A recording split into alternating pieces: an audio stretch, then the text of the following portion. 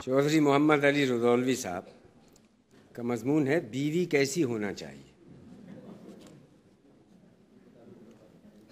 मुझसे ये सवाल किया गया है कि बीवी कैसी होना चाहिए। मैं कहता हूँ बुरी बीवी कोई मुझको दिखा दे तो मैं इस सवाल का जवाब दूँ। मैं इसका भी दावेदार हूँ कि मैंने आज तक कोई बदसूरत औरत भी नहीं देखी। आंखें रखता हूँ, दुनिया देखी है, अगर होती तो आखिर मैं न देखता। हमारे पड़ोस में एक मियाँ बीवी रहते हैं जिनका जोड़ा पूरी तौर से मिल गया है। ये दोनों आदमी इंतहा दर्जे के काहिल, परले सिरे के झूठे और हद के नाकारे हैं, मगर जब देखिए दोनों कुमरियों की तरह एक दूसरे के साथ हैं, गुलभैयाँ डाले बैठे हैं। इनके 2 बच्चे हैं, किसी ने इन बच्चों का धोया हुआ मुंह कभी नहीं देखा। कपड़े इन लोगों के तन पर से कट के गिर जाते हैं मगर धोबी को देने की तौफीक नहीं होती। बच्चों के कपड़ों में जरी सी फूंक बढ़ के नीचे से ऊपर तक पहुंच जाती है और फट कर अलहदा हो जाती है, मगर सुई तागे की शर्मिंदा नहीं होती। मैंने एक दिन उस औरत से पूछा, तुम्हारे मियाँ तुमको चाहते हैं? कहने लगी, इतना चाहते हैं कि खाना लिए बैठे रहते हैं मगर बगैर मेरे नहीं खाते। दूसरी मिसाल मोहब्बत की ये दी कि कल सुबह बटेर के शिकार को जा रहे थे। मैंने कहा, रोज जाते हो मगर कभी एक पर भी घर में ना आया। बस गुस्से में एक डंडा मेरी पीठ पर रसीद किया।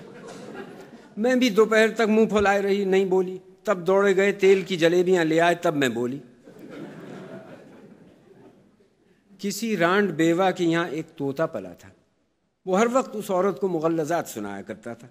एक दिन उनके यहाँ पीर साहब तशरीफ लाए। तोते को सुनकर कहने लगे, अरे तेरा तोता तो बड़ा फुहाश है, पिंजरा खोल दे, ये उड़ जाए।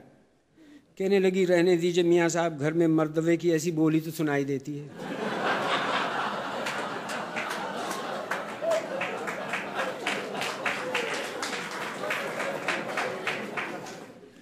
मेरे एक दोस्त एक डिप्टी साहब का हाल बयान करते हैं कि वो दौरे पर थे। मैं उनसे मिलने गया, मालूम हुआ कि डिप्टी साहब गुस्ल फरमा रहे हैं। ये बैठे रहे। जब देर हुई तो उन्होंने फिर दरियाफ्त किया, मालूम हुआ अभी तक गुस्ल में हैं। सरकारी काम था जिसके नातमाम रह जाने में दोनों की बदनामी थी। इस वजह से संग आमद सख्त आमद इंतज़ार करते रहे, मगर डिप्टी साहब आज निकलने का नाम लेते हैं न कल। इनकी आंतें कुल हु अल्लाह पढ़ रही हैं मगर उनकी बरामदगी की कोई सूरत नहीं दिखाई देती। खैर, घंटों के बाद तलबी हुई तो क्या देखते हैं कि डिप्टी साहब दफ्तर के पास कुर्सी पर बड़ी शान से तशरीफ़ फरमा है, मिसलों का ढेर लगाए मगर खाली पतलून और खड़ामे पहने बैठे हैं। काम पूरा करके जब ये बाहर निकले, अर्दली से इस अनोखी वजह का सबब पूछी बैठे। मालूम हुआ कि बेगम को किसी बात पर गुस्सा आ गया। उन्होंने हुक्म दिया कि आज इस मुंडी कांटे को कपड़े न दिए जाएं। ख्याल तो कीजिए, जाड़ों का महीना, खेमे की ज़िंदगी, लेकिन अगर डिप्टी साहब को ये बातें पसंद हैं तो हम आप बुरा मानने वाले कौन?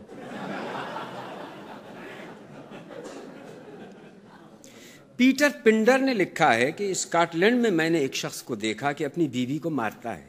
मुझे ऐसा जोश पैदा हुआ कि मैं घर में घुस गया और उस औरत को बचाने लगा। मेरा ये करना था कि दोनों मेरे ऊपर पलट पड़े और मुझको बाहर कर दिया। लीजिए साहब, हम तुम राजी तो क्या करें काजी?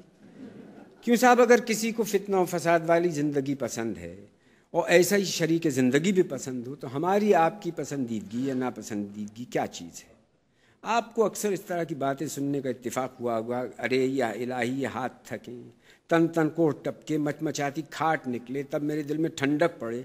अड़ोसी पड़ोसी इधर उधर खड़े नफरीन कर रहे हैं कि भाई क्या बुरे लोग हैं, क्या कुत्ते बिल्ली की ज़िंदगी बसर कर रहे हैं। लीजिए साहब, शोर व शगम मिट गया। मियाँ निकल कर अपने काम पर चले गए। बी हमसाई कुछ तो हमदर्दी करने के ख्याल से और कुछ ज़्यादा टोह लेने की खिड़की की तरफ से अंदर दाखिल हुई। देखा कि एक तरफ का गाल सूझा हुआ है, आंखों की लाली बावजूद मुंह धोने के अभी मिटी नहीं है। हाल तो सब पहले से जानती थी मगर अनजान बनकर पूछने लगी, ये बहन क्या हुआ? जवाब मिला, बहन क्या कहें, आप ही लड़े, आप ही खफा होकर चले गए। खाना भी नहीं खाया, ये देखो वैसे ही रखा है। पान की डिबिया भी नहीं लेके गए। जी कुड़ता है कि दिन भर बिन पान के रहेंगे, मुंह साबन हो जाएगा। लीजिए साहब, ये तो गई थी कि वो मियाँ की अगर एक बुराई करेंगी तो हम 10 करेंगे। वहाँ रंगी दूसरा देखा। एक मेरे मरहूम दोस्त कहा करते थे कि बीवी के नाजो अंदाज हर तरह के उठाए जा सकते हैं, लेकिन एक बात नाकाबिल माफ़ी है, वो ये कि ये लोग कभी कभी मर जाती हैं। इसके मुकाबले में दूसरा किस्सा ये कि एक साहब ने बयान दिया कि मेरी बीवी 2 ही बरस के अंदर दागे मुफारकत दे गई। ज़रा सा लड़का एक फूसड़ा अपनी निशानी छोड़ गई। मेरी एक बड़ी साली थी जो शायद इसी इंतज़ार में पहले से रंडापा खे रही थी। खुशदामन साहबा कहने लगी, میاں تمہاری سالی موجود ہے، اگر عقد کر لیتے تو مردہ رشتہ پھر زندہ ہو جاتا۔ میں نے بھی سوچا جب وہ جوان جہان نہ رہی تو یہ ادھیڑ کیا رہے گی، لاؤ کر بھی لو۔ لڑکے کی خالہ ہے، بچہ بھی پل جائے گا، جہیز بھی اچھا خاصا ہاتھ لگ جائے گا، ان کے مرنے کے بعد انشاءاللہ تعالی ہم اپنی ہمسن ڈھونڈ لیں گے۔ لیجیے صاحب، عقد ہونے کو ہو گیا، مگر وہ آج مرتی ہیں نہ کل، وہ تو پہلے ہی سے بوڑھی تھیں، میرے بھی دانت گر گئے، مگر وہ جانے کا نام نہیں لیتی۔ ادھر میں کہیں سفر کو تیار ہوا، ادھر وہ امام ضامن لیے ڈیوڑی پاس پہنچ گئیں۔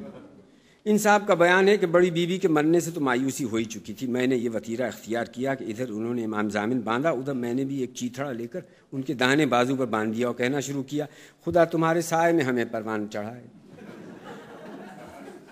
اب ذرا غور فرمائیے کہ اگر ان صاحب کو کہیں ہم نے صلاح دی ہوتی کہ بڑی سالی سے کر لو تو خدا واسطے ہم ہی تو بدنام ہوتے۔